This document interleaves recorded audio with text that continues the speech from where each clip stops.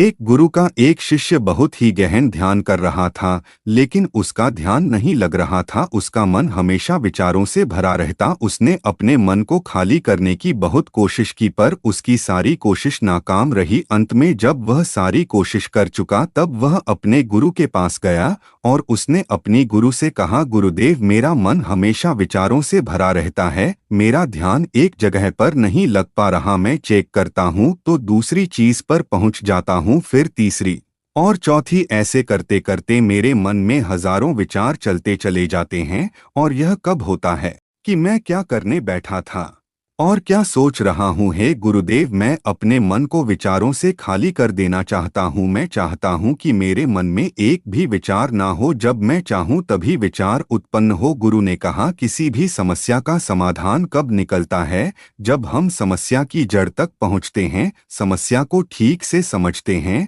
और उसको जानते हैं। जिस मन को तुम खाली करना चाहते हो, क्या तुमने उस मन को थोड़ा बहुत भी जाना है? शिष्य ने कहा, गुरुदेव, मन को जानने की बहुत कोशिश की मैंने, लेकिन मैं जितना जानता हूँ इसके बारे में वह उतना ही रहस्यमयी होता जाता है। गुरु ने कहा, जाओ और एक घड़े को छोटे छोटे पत्थरों से भरकर लेकर आओ। फिर से एक घड़े में छोटे छोटे पत्थर भरकर ले आया और गुरु के पास रख दिए। गुरु ने कहा, इस घड़े को तुम अपना मन समझा और इस घड़े में भरे पत्थरों को अपनी विचार। अब इस घड़े में और पत्थर डालो। शिष्य घड़े में पत्थर डालना शुरू किया। घड़ा पहले से ही भरा हुआ था। 12 पत्थर डालने के बाद बाकी सारे पत्थर नीचे गिरने लगे। तब गुरु ने कहा, रुको, ध्यान से देखो। अब घड़े में पत्थर नहीं आ रही, बल्कि वह नीचे गिर रही है, क्योंकि यह भरा है। जो इसमें आ सकता था आ गया, अब और पत्थर नहीं आएंगे। अगर दूसरे पत्थर डालनी है तो पहले वाले पत्थरों को निकालना होगा। शिष्य ने तुरंत ही कहा, गुरुदेव, मैं समझ गया हूँ कि आप क्या बताना चाहते हैं।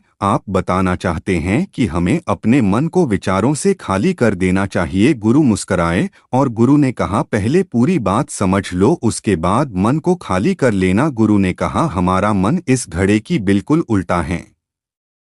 घड़े को तुम पत्थर से भर सकते हो, लेकिन मन को विचारों से नहीं भर पाओगे। मन हमेशा खाली ही रहता है। शिष्य ने कहा, गुरुदेव, मैं कुछ समझ नहीं पा रहा हूँ। मन अगर हमेशा खाली रहता है तो हम उसे खाली करने में क्यों लगे रहते हैं? उसकी क्या आवश्यकता है? गुरु ने कहा, इस घड़े से सारे पत्थरों को एक एक करके बाहर निकाल दो। शिष्य ने ऐसा ही किया। घड़े से एक पत्थर बाहर निकाल कर रखता रहा और अंत में वह घड़ा खाली हो गया। गुरु ने कहा, देखा, तुमने एक एक पत्थर को बाहर निकाला तो यह घड़ा खाली हो गया। अब तुम इस घड़े में कोई भी पत्थर डाल सकते हो, दूसरी पत्थर डाल सकते हो, या उन्हीं पत्थरों को दोबारा भी डाल सकती हो। आधा भर सकते हो या इसे फिर से पूरा भर सकते हो। शिष्य ने कहा, गुरुदेव, मैं भी तो यही कह रहा हूँ कि मन को खाली करना है। यह पत्थर है, इन्हें आसानी से निकाला जा सकता है और घड़े को खाली किया जा सकता है, लेकिन मैं अपने मन को कैसे खाली करूं? गुरु ने कहा, इस खाली घड़े में एक पत्थर डालो और 2 पत्थर निकालो। जिससे ने कहा, ऐसा कैसे हो सकता? जब इस घड़े एक पत्थर होगा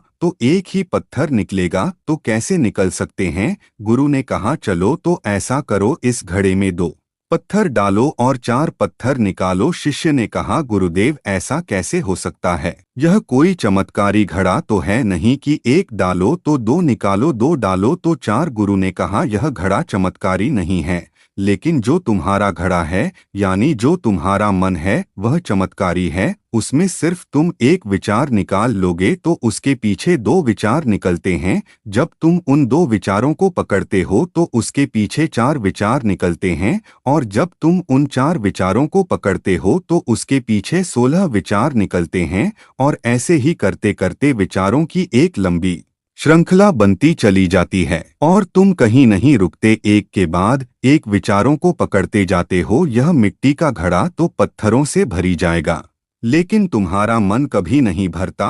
वह हमेशा खाली है और खाली नहीं रहता। यह मन की माया है कि सब कुछ है लेकिन कुछ भी नहीं। खींचे ने कहा, गुरुदेव, मैं आपकी बात समझ रहा हूँ, लेकिन क्या मैं हमेशा अपने विचारों की जाल में ही फंसा रहूंगा? क्या मन की माया से बाहर निकलने का कोई रास्ता नहीं है? गुरु ने कहा, इस मिट्टी के घड़े को आधा पत्थरों से भर दो। शिष्य ने ऐसा ही किया। फिर गुरु ने कहा, अब इन पत्थरों में से कोई एक पत्थर चुनो और उस पत्थर की एक छोटी सी मूर्ति बनाकर मुझे दो। मैं जानता हूँ तुम्हें अच्छे कलाकार हो। सीजन 11 पत्थर निकाला और उस पत्थर को तराशने लगा। फिर उसे लगा कि यह पत्थर अच्छा नहीं है, तो उसने दूसरा पत्थर घड़े से निकाला। उसे उस पत्थर में भी मजा नहीं आया। फिर उसमें तीसरा पत्थर निकाला, उसका रंग उसे अच्छा नहीं लग रहा था। फिर उसने चौथा पत्थर निकाला, लेकिन इस पत्थर में भी उसे दोष नजर आया। इस तरह करके उसने लगभग सारे पत्थर बाहर निकाल दिए।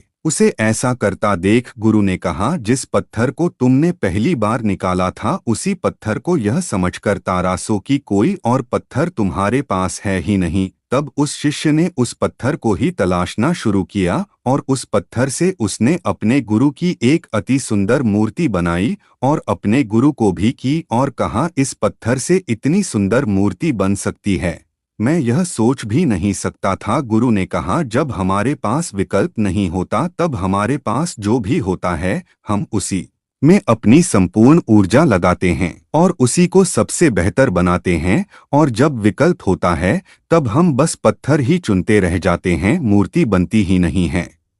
हमारा मन भी हमारे लिए एक विचार के पीछे हजारों विकल्प खोल कर रख देता है और हम एक मुख्य विचार को छोड़कर उन हजारों विकल्पों में फंस जाते हैं। शिष्य ने कहा, मैं आपकी बात अच्छी तरह से समझ गया हूँ, लेकिन अब मुझे क्या करना चाहिए, मेरा मार्गदर्शन करें। गुरु ने कहा, मन की जाल में मत उलझो, मन को खाली करने का प्रयास मत करो, अपने ध्यान को एकत्रित करो, एकाग्रता लाओ, जो कर रहे हो उसे अंतिम समझकर करो। ऐसे करो कि इसके बाद तुम्हें कुछ नहीं करना और जब दूसरे विचार पर कार्य करो तब केवल उसी पर कार्य करो, किसी तीसरे विचार पर नहीं। मन के माया जाल से निकलना इतना आसान नहीं, लेकिन अभ्यास करने से सब कुछ पाया जा सकता है। टीचर ने कहा, गुरुदेव मैं ऐसा ही करूँगा। यह बात समझाने के लिए आपका बहुत धन्यवाद। हम सब अपने मन को खाली करने का प्रयास करते रहते हैं, हमारे मन में जो विचार उठते रहते हैं उससे हम परेशान रहते हैं। हम चाहते हैं